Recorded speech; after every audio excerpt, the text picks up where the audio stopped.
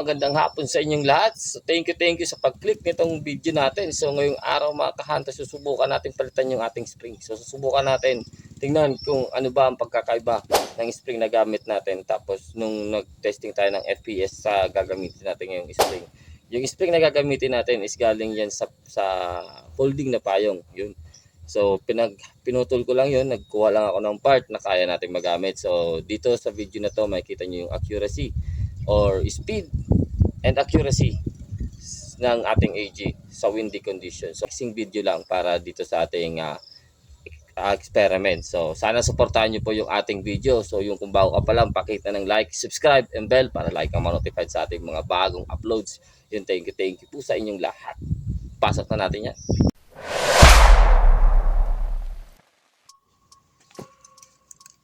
Ito yung gamit nating spring. So, mga 4 inches. So, 4.38 yung isa. 4 inches to. So, mahina na to. Sapak natin yun.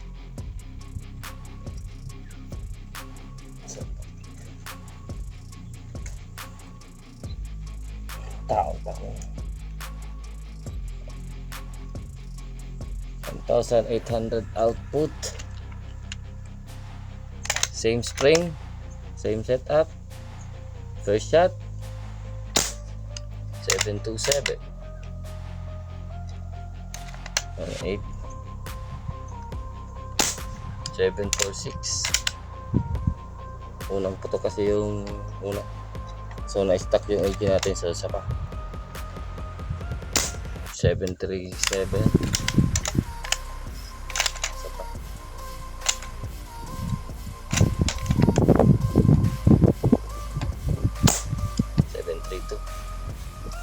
palitan natin ng spring. Ito ipapalit natin yung spring. So 4.3 inches. So subukan natin yan. Meron din tayo dito dalawa pang spring. So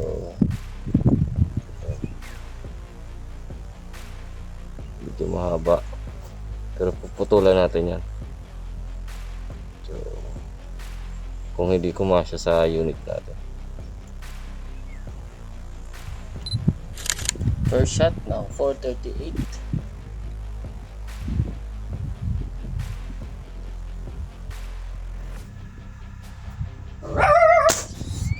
Fuck 792.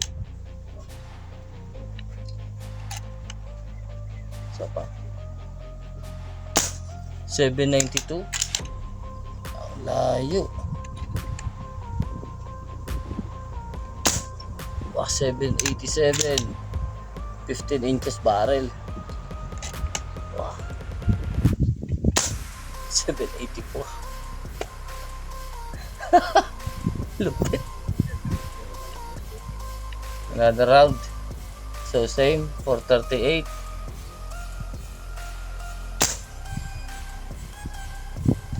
Lapit natin ang cartridge.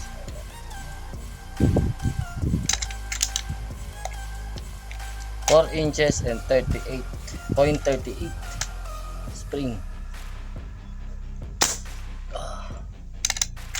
Nako, ang lakas. Grabe.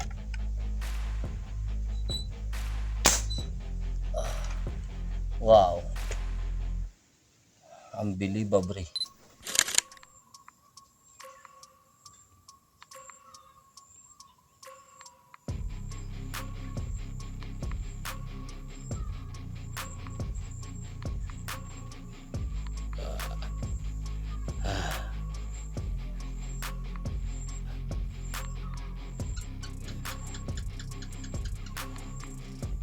Yan. Titingnan natin yung 792 FPS. Gaano siya ka-accurate dito sa 139 yards. Ito 139 yards yung buklod na yan, yung lupa. So dyan tayo magta-target. So itong ilalagay ko sa crosshair, ito magiging point of impact natin. Ito. So meron tayong wind na right to left.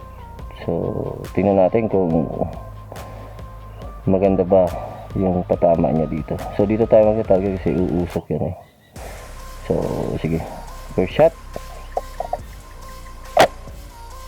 Ay, usok. Okay, ulitin natin. First shot, second shot. Yun. Isa, third, second. Okay.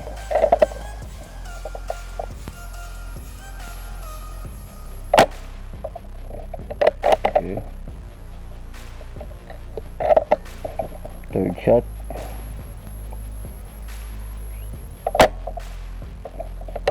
Bigyan pa natin ng isa. Third shot.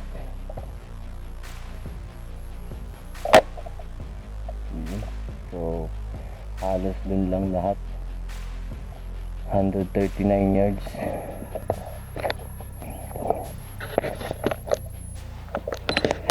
So ayun na nga, so nakita nyo na mga ka-hunters, mga idol. So kung meron kayong converted PCP tulad ng sa akin, so tingnan nyo kung anong pwede nyong gawin para lumakas pa yung ating HE tapos mapaganda yung ating putok.